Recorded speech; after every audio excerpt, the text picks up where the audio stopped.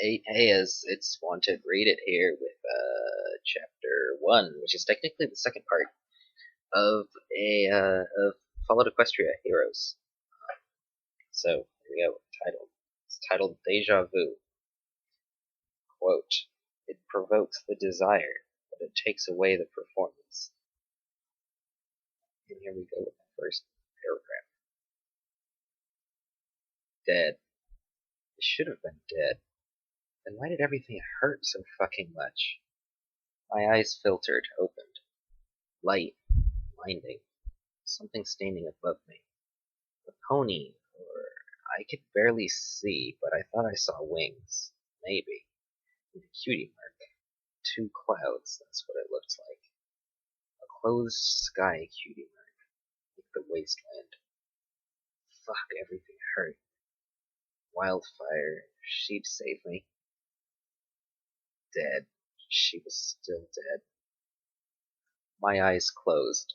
When I opened them again, the Pegasus had a syringe in its mouth.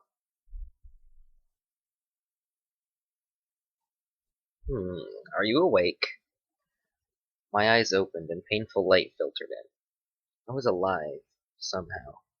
Starved, dehydrated, and suffering from some vile poison, yet I was alive. I should have died with wildfire, so I closed my eyes, trying. I breathed deep, and my chest stung. If only I had a gun, I would shoot myself and finish the job the wasteland started. Oh, stop that. Open your eyes. A dark brown stallion with a purple and green mane was looking over me. I guessed he was a doctor. Not because he was looking over me, but because he was wearing a white lab coat and doctory goggles with a stethoscope. Damn, when did my throat become a desert? Seemingly reading my mind, the doctor floated a bottle of water, and I quickly sucked it back, wishing for more and expecting nothing. It tasted like a dinner fit for kings. "Dr. Morrowind," he said with a sweeping bow. "Head physician and cybernetic expert of Watcher Caravan 54. "A what?" "A Watcher Caravan," he said slower. "What?" Sighing, he face-hoofed. Starvation must have killed brain cells. I glared at him. Starvation had nothing to do with it. I was a certified idiot. If he didn't believe me, he could very well ask Wildfire. "The Watchers are an organization formed in the NCA, IGLO to be precise, whose goal it is to help every pony survive. Not for free, but we charge as little as possible to keep us going. Currently, my base is in—" "You saved me?" I looked around the room wildly. It was a small, dingy room that smelled of stale piss and mold. The white walls were chipping, and the medical equipment seemed rusty, but better than anything I'd ever seen in Marefort. My heart sank as I thought of my hometown. Had I been alone, I would have cried, but weakness was not something I could afford to show. Sealing myself up, I gave him my most defiant look, praying I didn't betray it. "No." He stopped. "Kind of. Some pony carried you to Bridal Hope. Can't say who, never did see him. No, not save me. I was dead. As dead as Wildfire. She died trying to be a hero, but heroes die. I was given a second chance, and idiot as I was, I never made the same mistake twice. If surviving was all I could do, I swore to myself on that hospital bed that I would survive. Survive. No job too low, no boundary I wouldn't cross. I needed to be stronger, tougher.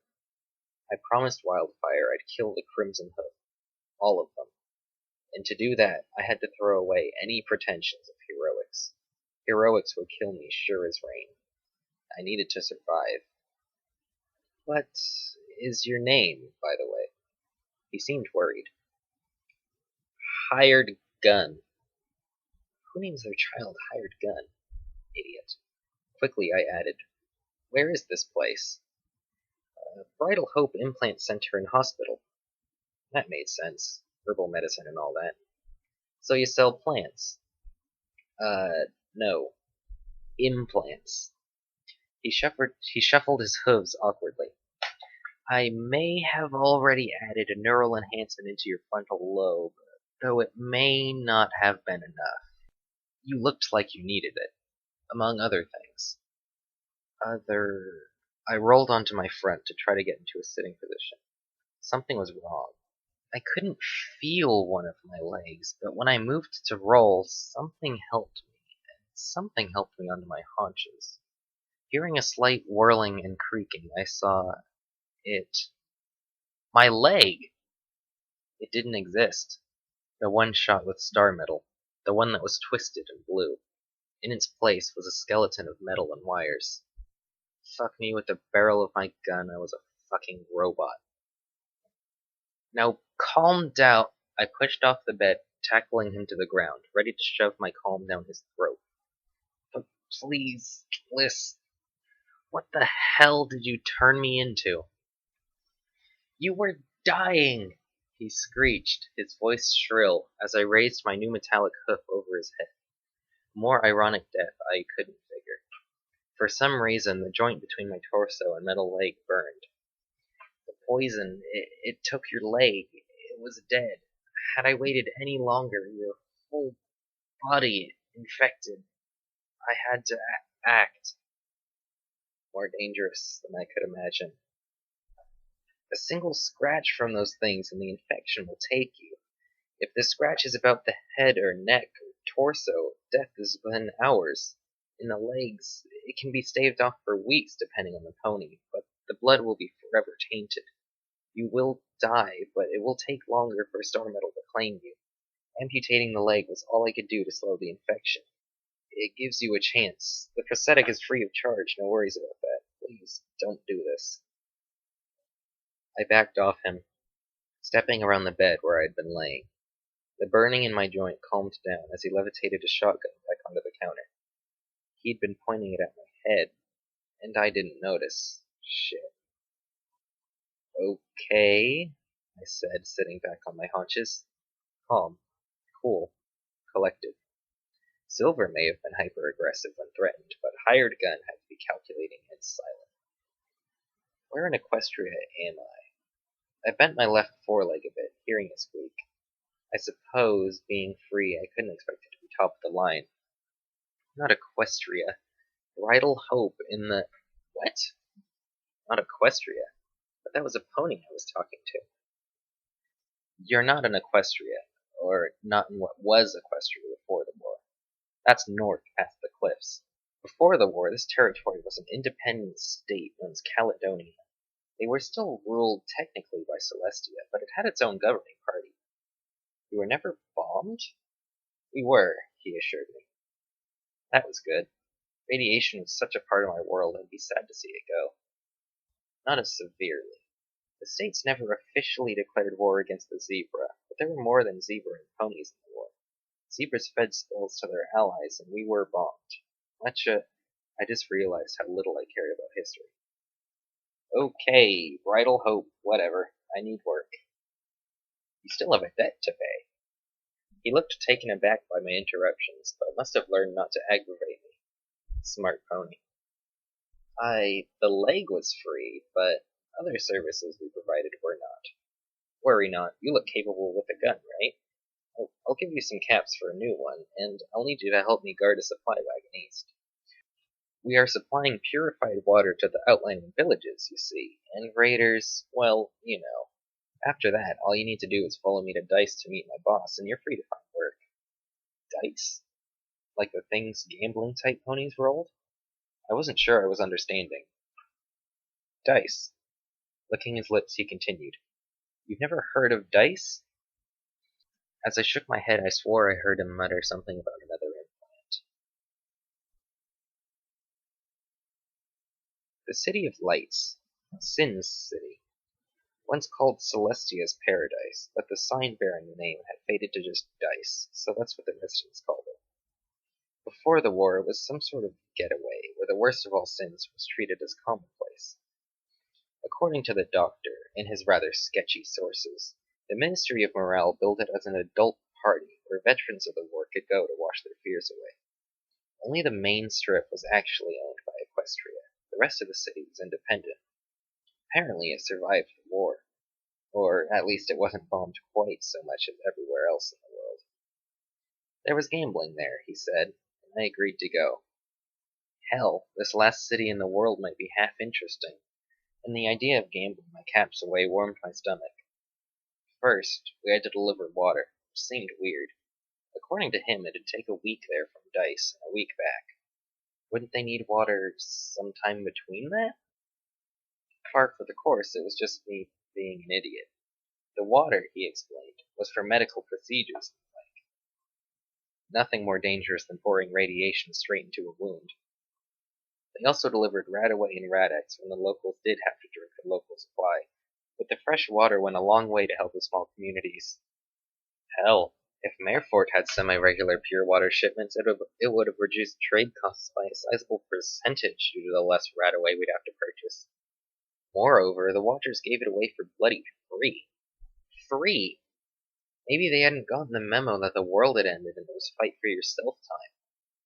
Still, I know I had wantonly decided to be a cold-blooded mercenary and all that, but I couldn't help but be thankful the first job Celestia sent me was from such a group. Stable 42 was just a taste of what was to come in my journeys, and I knew that, but at least working for the Watchers wouldn't make me hate myself. I already hated myself enough. I really should have paid attention to where I was going. I tripped. Fell face first into a mailbox with a ringing sound and a sharp pain through my head. My neck snapped back as I flopped onto my side, groaning. Looking down at my leg, I saw my stupid mechanical leg stuck in a hole. Of course, if I had a real fucking leg, I would have felt it, but metal has no nervous system. Sighing, I stayed on the ground, staring up at the cloudy sky, gray and dead, just like this town. Well, this town was actually brown and teeming with life, but just let me have my metaphors, okay? I said aloud, DJ Pony. Lowering my head, I pressed my pit buck with my nose. Nothing. I pressed again. Nothing at all. That's it. I'm gonna burn all technology. Bridal Hope General Store. Since when did my pit buck have a map? Apparently passing out in the Dice wasteland improves your technology. Maybe if I got myself in 2 more comas, my pit buck might just come with magical limb regeneration powers. That damned implant did something with my mind. I never had this imagination thing before. It's like some sort of idiotic daydreaming cyborg named Hired Gun. I really should have thought the name through. Hey there, Sweet Pea. Of course, there are worse names. Above me was a slightly older mare with a thick black mane with white streaks and a dirty green coat. What you doing on that there ground? Ain't never seen you around these parts for.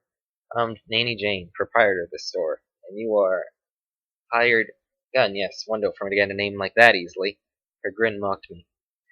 You're the one what passed out south of town, right? Or what was dragged here, some say. No matter, I suppose. Why, I hear it, you're in debt to the Watchers.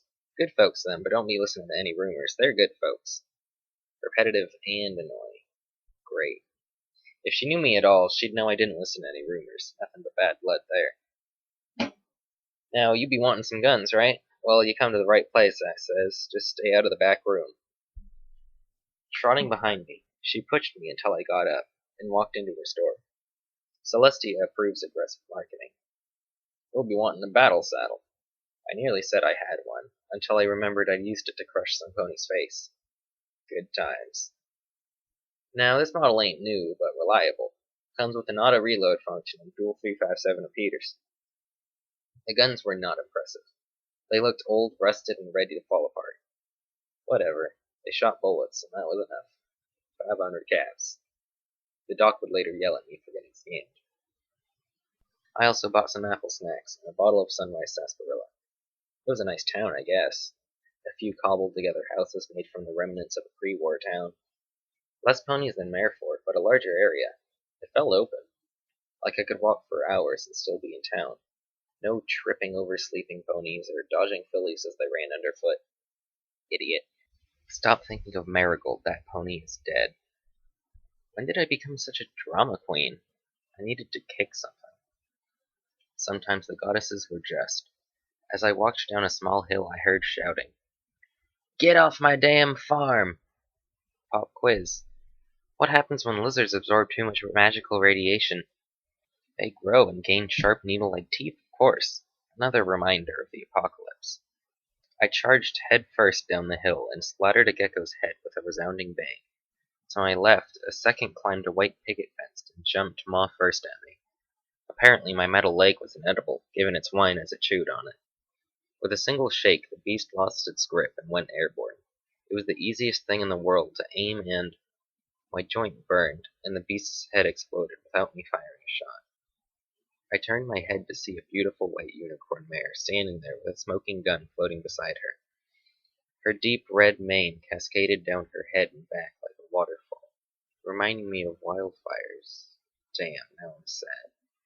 I'm throbbing. Looking down, I saw that one of those fuckers had its teeth sunk into my leg above my pit buck. Get off! I shook my other leg this time, but the only thing that accomplished was to make it sting more. It was then I realized how much better it'd be to be a unicorn, as I couldn't aim my battle saddle at my own leg. The gecko exploded into bloody chunks thanks to the beautiful unicorn mare. Turning my attention, I gave a bloody grin. 3 left. I bit my battle saddle reins, hearing the lovely click of a reloading gun.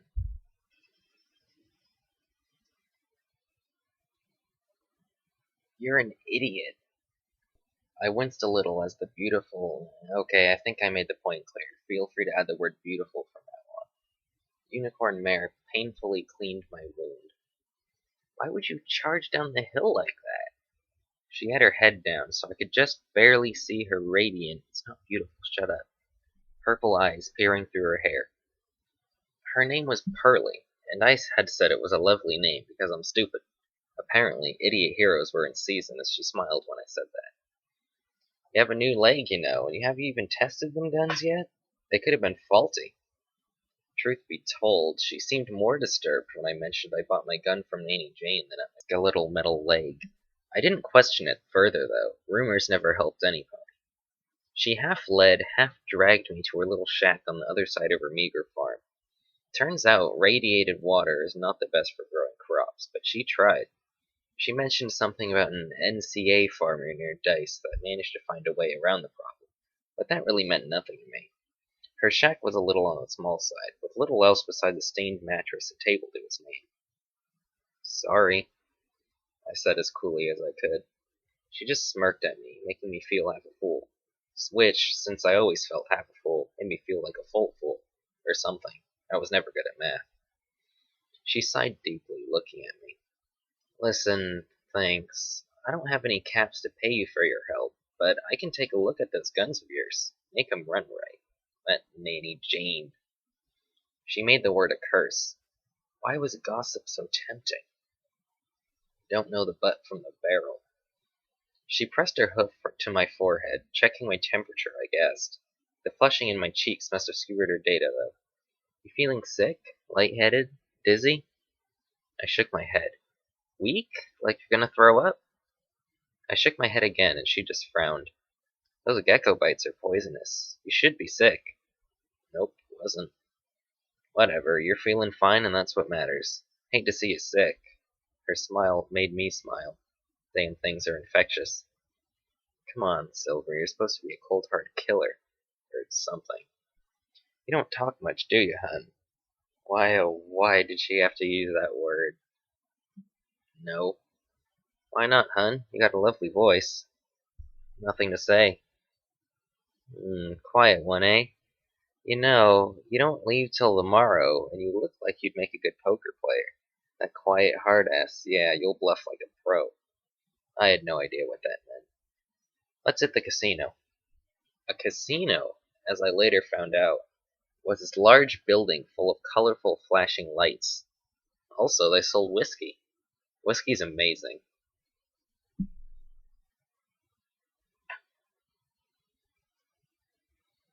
I woke up with a headache.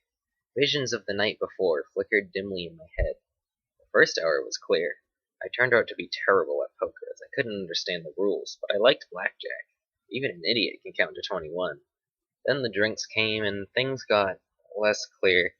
There was drinking and dancing. Some pony dancing. I doubt it was me, I never danced. There were other memories, too. Nothing clear, though, but I remember being warm. Very warm. I shook my head, and that made it throb more. Why did whiskey forsake me so? Groaning, I opened my eyes, rolling onto my side as my metal leg clanged loudly against something, sending a spark of pain flashing through my head. It was then I realized I didn't know where I was. I'd been staying at the local clinic, but this wasn't it. It was small, dirty, and what was my battle saddle doing crumpled in the corner? Wait, this was Pearlie's house. Now why was I in there? Speak in Nightmare Moon and she appears. Pearlie trotted into her house at that moment, a basket of shriveled apples in her mouth. With a smile and a blush, she dropped it before me, flipping her red hair a bit before regarding me shyly. I know it ain't much, but you know what with radiation and all, it's amazing anything grows at all. You must have a green hoof. That was stupid. Obviously her hoof was white, not green. Apparently speaking in cliches was all I was capable of. I blame the whiskey, or that neural implant Doc installed. Both were amazing and shitty. Like my life, except without the amazing part. I've also been rambling a lot more. Maybe my brain is trying to get used to the new enhancements by subliminally making me think of stupid shit to work it out. Lowering my head, I bit into the apples. Kinda dry, but very tasty. At least compared to the 200-year-old food I was used to eating. They're good. I wasn't sure if the look on her face was one of pride or of relief. So, about last night, something in my stomach tightened. Clearly she was nervous, and about something I didn't remember. Crap. Damn you, whiskey, give me my memories back. Was she blushing? Yeah, blushing and staring at the floor. Quickly I got to my hooves and nuzzled her neck. It was good. Her head jolted back. Startled, maybe? Yeah, good. I wonder if there was some sort of emotion detecting implant. I was a cyborg already, one more couldn't hurt. Maybe then I'd understand these crazy ponies. She backed off, turning quickly. The doctor was looking for you. You should go. He's impatient, and you never keep a watcher waiting. What? Nothing. Stupid rumor. She turned, smiling brightly with her eyes. Want some dirt on who you'll be sharing guard duty with? Normally, rumors were not my cup of tea, but between the headache, for once I was thankful for the overcast sky, any brightness in my brain would have exploded. Twice. And the confusion regarding my activities the night before. Well, I couldn't say no. Now, the unicorn is named Lai. She speaks softly, but a lot, even though most of them can't hear a word she's talking about. The Pegasus is a Sail, I believe. Don't know much about him except he's a mercenary from Dice or something. Seems a good buck, but he gives the dirtiest looks. I groaned a bit, resting my head onto her table. Feeling all right, hon? I nodded groggily. My head was pounding, and now I was learning things. My brain officially hated me. She poked me with her horn. You sure? After getting dressed, she kissed, waved goodbye, giving me a present of the explosive variety, as I left. As I strolled through town, various ponies I didn't recognize smiled at me and called out. I replied curtly, as I couldn't remember anything. One of these days, I'd ask Pearlie exactly what happened, but then again, somehow I knew that question would be awkward. Oh well, I'd just not think about it.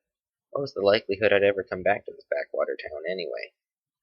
As I trotted my way up the hill leading to the clinic, I took a break from staring at my feet to make sure my stupid metal leg didn't trip on anything, to notice that beside the clinic was a rather large building with flashing lights all over it.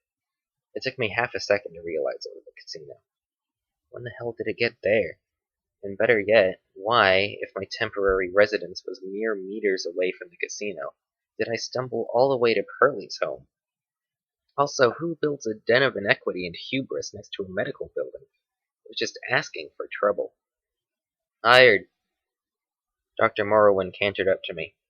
Glad to see you up and about. So active. Normally rehabilitation takes much longer. What? You know, learning to use your leg now that it's gone. The brown doctor perked up, and he tilted his head. Oh, sorry, didn't know I was supposed to be rehabilitated. So, he measured me closely, holding his head high so as to look at me eye to eye. You didn't need rehabilitation because you didn't know you needed rehabilitation? You truly are special. He whinnied before trotting back to his caravan. intentionally or unintentionally whipping his green tail at me. 4 covered carriages, 8 Brahmin to pull the carriages, 12 ponies including myself, 1 Pegasus, and more bottles of purified water than I cared to count. So at least a dozen. "This is the pony I was talking about," the doc was saying to his ragtag bunch. "Hired gun." He really didn't have to snicker every time he said my name. Cracking my neck to the side, I regarded my company. Other than the doctor, I recognized a bright blue Pegasus in a twin battle saddle, and a black-white maned unicorn with a soft smile. The rest I hadn't bothered to learn the names of. Hopefully they wouldn't try to talk to me. "Introductions later," the doc said hastily. "We're days behind schedule." And thus we left. I took one last look at Bridal Hope, realizing I'd never really looked at it.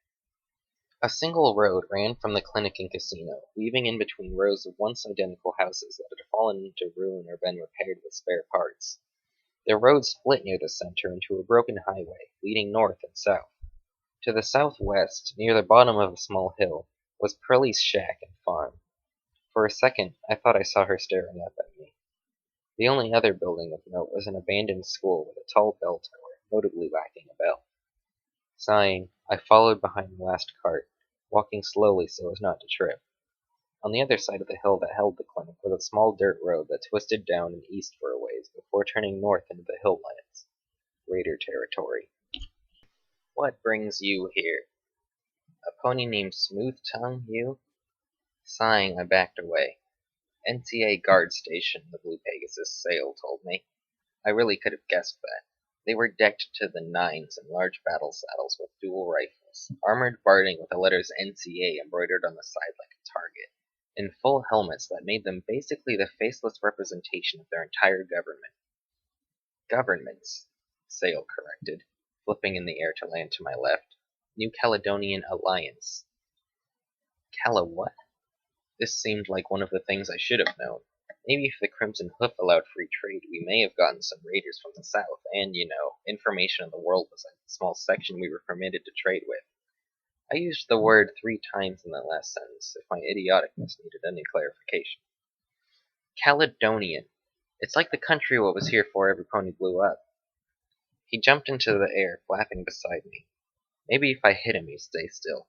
The NCA is actually a coalition of 5 cities who formed an alliance so as to deal with outsiders more unifiedly. Even I knew that wasn't a word. Truth is, the 5 of them fight amongst themselves more than they make deals with outsiders. Their foray into the Dice Wasteland is their first real attempt at diplomacy. Well, they're doing a fantastic job. Random understaffed highway checks near raider territory certainly wouldn't end in wholesale slaughter. Also, the sails seem to be able to read my mind. It's for appearance. They want the locals to think they care. Why? Hell if I know. Do I look like the governmenty type to you? Your enclave. I knew that because he kept mentioning it. True enclave. Don't let them assholes closing up the sky tell you any different. Mentally, I reminded myself to try and care.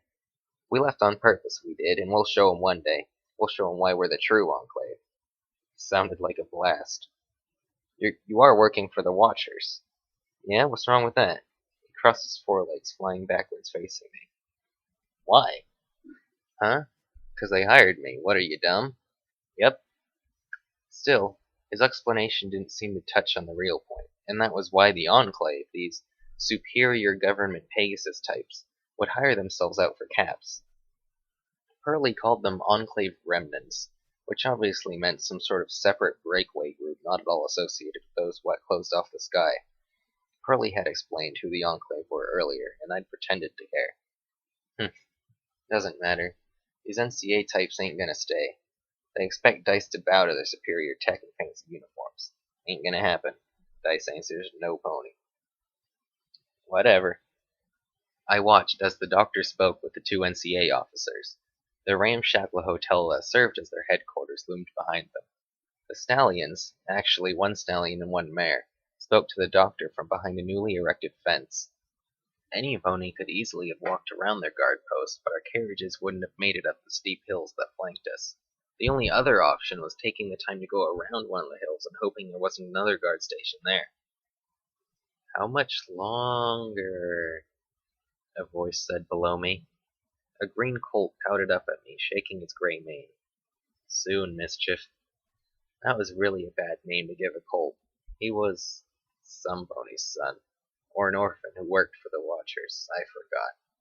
The cutie markless colt prided himself as the group's mascot. Maybe we needed a flag with him on it. I should hurry up. I'm bored. We're the Watchers, you know. I know. And nobody messes with the Watchers. We give water to all the ponies, so they should just let us through. I tried to respond, but Mischief sped away, kicking dirt in my face. I coughed. Kids. He's right, though. If the NCA want to gain the trust of the ponies, they best learn not to impede the Watchers. I could have nodded, but the fact that the two NCAers opened their gates and let us pass without any further difficulty proved that point.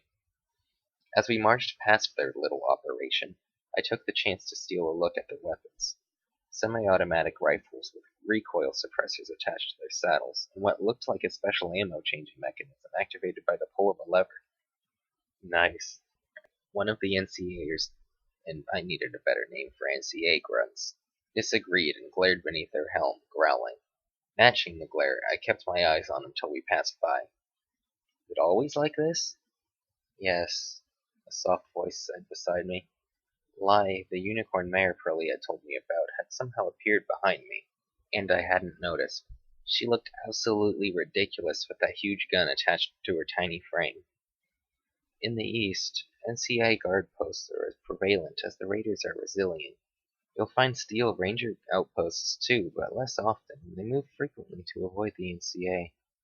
Closer to Dice, you'll be stopped constantly by one of the major gangs sending out patrols to keep undesirables from getting close to the city. Most will leave you alone, or at most filch some caps from you. In the west, don't go west.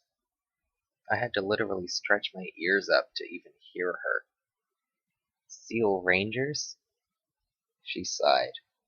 You'll know 'em when you see 'em. I've always said ponies needed to be more vague.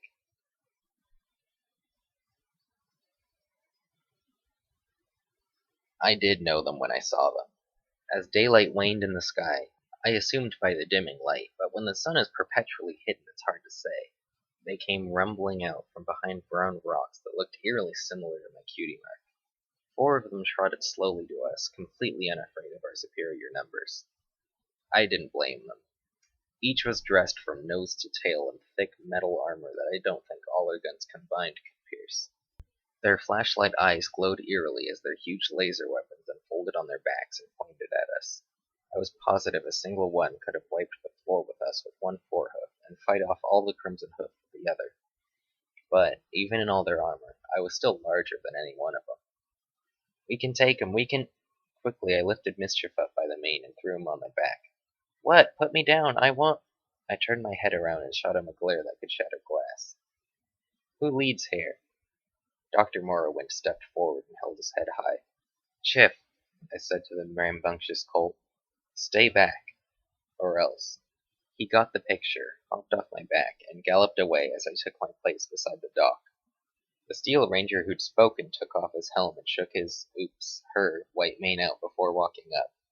The yellow pony seemed smaller and younger without the ferocious mask, but completely in control. This was routine for her. I am Blackwater. Name, how many in your party?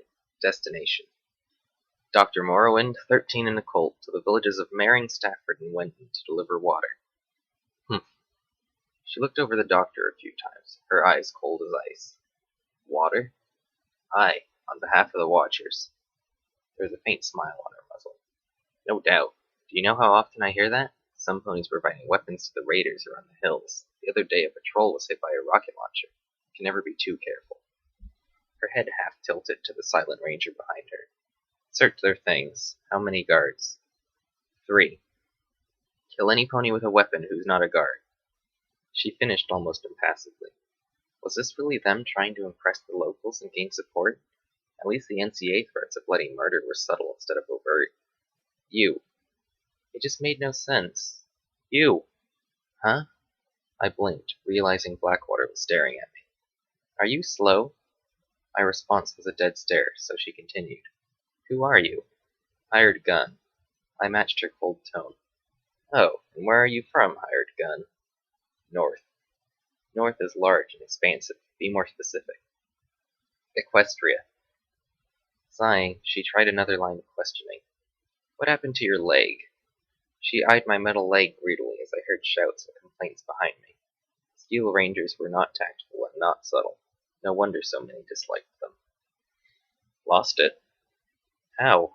She stamped her hoof, obviously impatient. Shot. With? A bullet. Thinly held black rage flashed across her face as thinly veiled amusement flashed across mine. You know, if I had reason to believe you were helping raiders or affiliated with a raider gang, I could have you arrested and strip that leg out from under you. Do not treat this as a game. If. She laughed a bit. I like you. She turned away from me, finally. Tattle, backlight, report. Nothing, both said in unison as I trotted up to her, the final not far behind. Well, Blackwater said, magically placing her helmet back on. You're clean. Thank you for your cooperation. They stood aside and let us pass. It wasn't until we were a ways away before they left their spot. Clearly they wanted to keep where they were going a secret, and their checkpoints random. Their strategy was clearly more effective, if more hostile. Blood. So much blood. It soaked through my coat, painting it bright red. I tried to save her. I did. She was shot. Killed. I tried to avenge her. I did. I killed the fucker what killed her. And then his blood soaked me too. I ran. And kept running. One pony with a spear in his mouth and gun on his flank blocked my way, so he died too. My brother stood in front of me laughing, and I had to kill him. So much blood. I ran and ran until I could run no more. Then I found the mirror hanging from the ceiling from a length of rope. I saw myself, dripping in blood. I shook my head. No, I was under that blood. Silver storm. Silver coat, white and pink mane, lavender eyes. I was there. I had to see myself. There was only blood. In the mirror, even my eyes were red. Above the mirror was two words floating in midair. Hired gun. Gasping, I stepped back. The pony in the mirror reached out and touched me. I did not wake up by jumping out of bed. That never happens to any pony. If you thought that was going to happen, you've read too many stories and should be ashamed.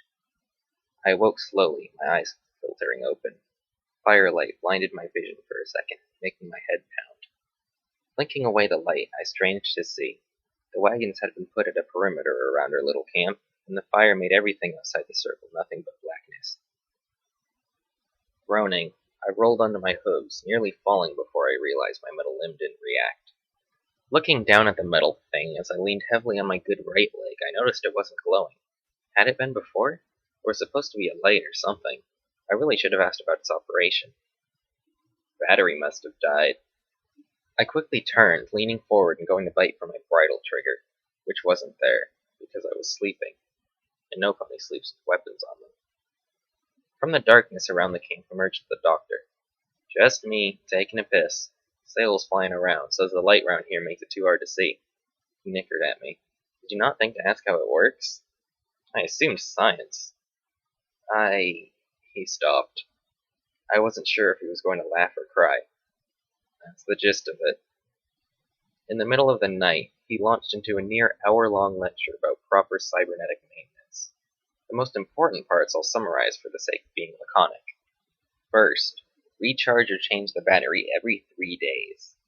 Second, don't wear it while swimming. Third, cover it up when it's raining.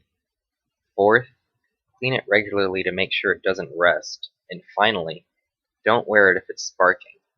He also gave me instructions on how to actually remove the leg should I need to. Having already lost one leg, and not wanting to lose the same one twice, I actually listened. I shock myself sometimes. After I changed the battery, for the curious, a small pack that could be removed from the leg near my shoulder with a small green light when charged. There were rocks to guard. Mine was the last shift, so after standing and looking at darkness, I was treated to a long hike through the dreary brown wasteland. Then the raiders came. The rockets overhead deafened me. In truth, I should have seen it coming. Things were going far too well for me. I'd survived the hell out of Stable 42, met some ponies that didn't hate me, got my lost leg back, and even started building a new life for myself. Obviously, it was not meant to be. Sale fell first. We'd been trudging along in the unbearable heat when he called out a warning. I looked up just in time to see a bullet burst through his wing in a spray of blood. He crashed too far away to save, and that's when they came. Quickly barking orders, I'd managed to form our wagons into a circular defensive barrier, but the wood walls were weak, and the raiders had the high ground. Even though every pony had managed to get in the circle, except for Mischief, the poor colt. 3 more of our group had fallen, and Morrowind was dying. Here, I felt my mouth say, but my ears were ringing too loud to hear anything. Pouring the last of the medical potions down Morrowind's throat, he coughed up most of it. These supplies were supposed to go to needy villages, but fuck them. Drink. The brown pony spat out the rest as my hearing returned, treating my senses to a flurry of gunshots. No. Dying. The idiot had tried to save Mischief, ran out into open fire to the colt's corpse and got shot for his trouble. Blood was flowing down his chest when Sale somehow recovered from his crash and managed to draw all the fire on him. The distraction was enough for me to drag the dog back into the safety zone, but it was for naught. Sale gave his life in an impressive last stand for a pony that was going to die anyway. Damn it. Is it too much to ask to save a single life sometimes? Of course, a voice in my head told me. Heroes are dead. Survive. Bullets pierced the bottom of the tipped-over cart I was leaning behind, making me near jump out of my skin. Leaving the dying doctor to rest, I inched my way over to the side of the barricade in the gap between the wagons and peeked out. I fell back, gagging. The colt, Mischief, half-eaten by carrion crows and half-torn by the explosion that wrecked his body. I wouldn't look. I couldn't. No thinking. Breathe later, it was time to kill. Leaning out, I saw a target. Bang, bang. The second shot wasn't mine. Something pounded into one of my guns, throwing me off balance. Almost falling, I instead rolled so I was behind the opposite barrier from before. Breathing heavily, I swore. A lot. My rightmost gun was a bent, battered mess. A new fucking gun. Won't be long, Lai said beside me. Damn, how did she do that? Turning her small green frame, she regarded me slightly. They think we have something of theirs, else they would have used that launcher directly. They're biding their time, hoping we'll surrender. Ah, hell, why didn't we just do that? So they'll have an easier time killing us after plundering whatever they're after. At least, I grunted as bullets rained down on our barricades, they're efficient. And cautious. Even the Crimson Hoof would have just swarmed us and gotten it over with. These guys were worried about casualties. So either they were running low on murderers, or they were just the most brotherly of all raiders. I hoped the former. Turning a lie, I noticed her burning at ripped, revealing an eye-shaped cutie mark. Seeing, she explained when she noticed my staring. My magic allows me to see through walls and buildings and the like. It didn't make her soft voice any easier to hear over the din. Why? Pulling the 2 grenades Pearlie had given me as a present when I left her shack, I looked to Lai. Her expressionless face threatened to smile. My shoulder burned as her horny eyes glowed. Turning my back to where she was looking, her hoof motions directed me. At a count of 3, she tossed the first grenade behind me, and I bucked it as hard as I could. Seconds later, an explosion echoed across the dusty hilllands, making the remaining ponies huddled around the barricade jump. Useless, the whole lot of them. Only 2 had attempted to take up weapons, even after the raiders killed their family. One of them just kept muttering, "Watcher sees, Watcher sees, Watcher sees," over and over, and the rest sobbed or stayed deathly quiet. I was better off alone, or with Lai. Trying to save them was going to get me killed. To the right, not so hard, Lai instructed. The second explosion was followed by a hail of screams, so I knew I did that one right. Lying low, I crawled over to Lai, who had just turned her sight off. They're useless. I motioned to the huddled mass behind her. Only 6, but that was all that was left of the caravan save me, lie, and the dock. Shit. Turning swiftly, I remembered leaving the dock lying in blood. Inching over to his bloody body, I touched the brown stallion's head. Dead. Shit. Of course they are. Lie had followed. Damn, she was quiet. Their leader is dead. They've never held a gun in their life. They know we're going to die. Dying was not in my game plan. I'd already died once, and it totally sucked. Cowards. She raised an eyebrow at me. In the face of such overwhelming odds, what would you propose? Make them regret killing us. You're one of a kind. I clopped my metal hoof on her shoulder. 2. Her mouth opened as if to speak, but instead her eyes glowed and she looked to the hill wherein the raiders were camped. What is it? I meant to ask. Screaming answered. 4 of the 6 scrambled towards me. All would have been dead if Lie hadn't chosen that moment to stand up and lay some cover fire. I scrambled past the herd to find the pony that had been muttering "Watcher sees," missing a sizable chunk off his forehead. A purple mare with pink and purple hair wept over his body. Come on. I tried to touch her, but she shrugged me off almost violently. No, please don't die, please. I growled, trying to tug on her tail, but she didn't notice. Everything I gave you. Her tears fell, mixing with the blood on the ground. My stomach wrenched for her, but I kept pulling. Dying wasn't going to bring him back. Please, we were going to have a child. You can't. Watcher sees. He wouldn't. A shot rang through my ears. Her body fell on top of his as the last of her tears hit the dirt. I dropped beside them as more bullets rang overhead. Our barriers had been shot to hell, looking more like Swiss cheese than a barricade. They'd lasted longer than I'd expected, in truth. Peeking over their bodies to the other side of the circle, Lie stared at me. The remaining ponies huddled behind her small frame. With her huge gun hovering with magic above her head, she spoke. I couldn't hear her words, but I could read her lips. They come. Taking a deep breath, I nearly gagged from the smell of death. Gritting my teeth, the rumble of raiders running down from the hill drowned out all noise.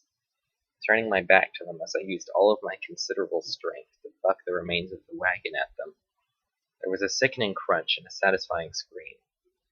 Facing the horde, I shot the first thing that I saw, a yellow unicorn with a pink mane. His head exploded into the faces of his comrades. Taste that, raiders? That's death. You'll get your fill soon enough. More came streaming over, and I could hear the blasts of Lie's gun to my left. I didn't look. No time. Shooting again, I dropped a pony charging me to her knees. A second shot entered her neck.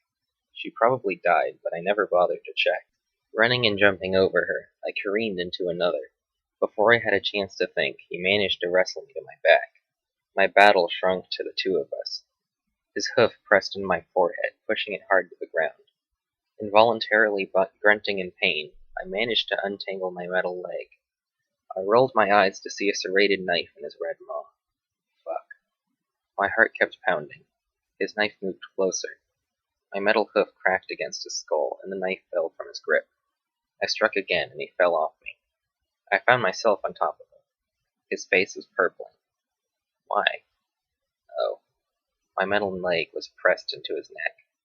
Blood bubbled around where the metal bit into him, and he gave one last wheeze for air before dying. I stood.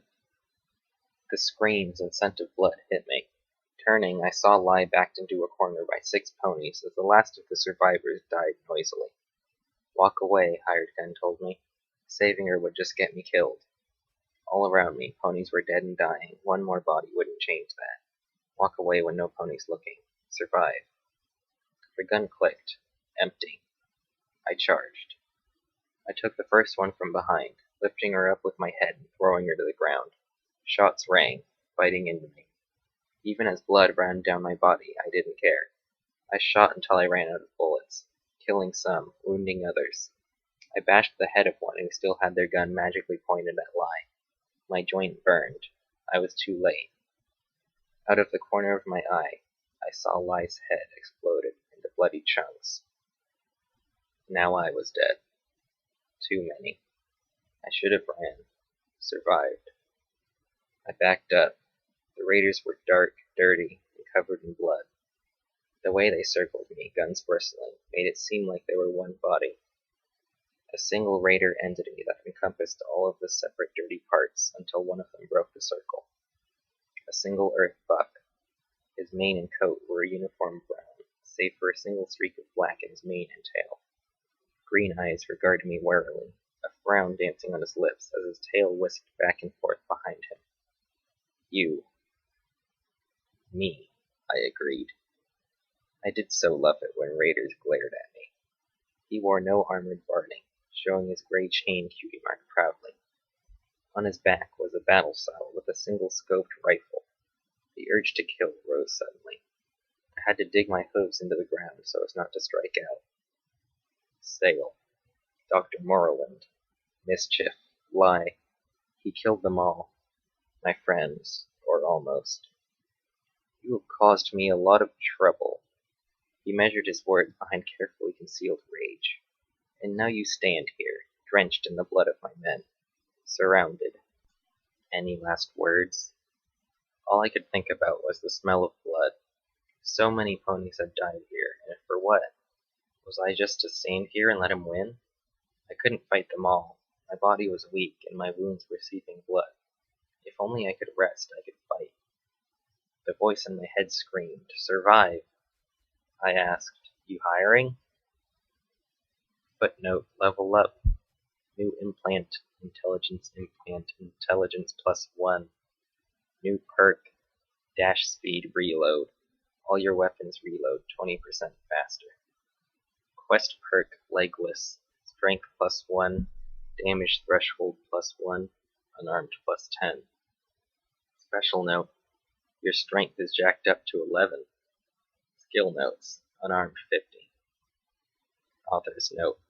A special thanks to Kat for building an awesome world. This chapter was brought to you by my awesome editor, the BS dude, who is awesome, and the TV trope info dumping.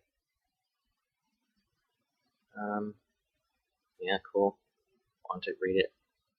Want it, read it spell works every time. I'm not editing this part because this is a really stupid part to edit. I'm not even reading. Yeah, sorry for the really long 2-month wait.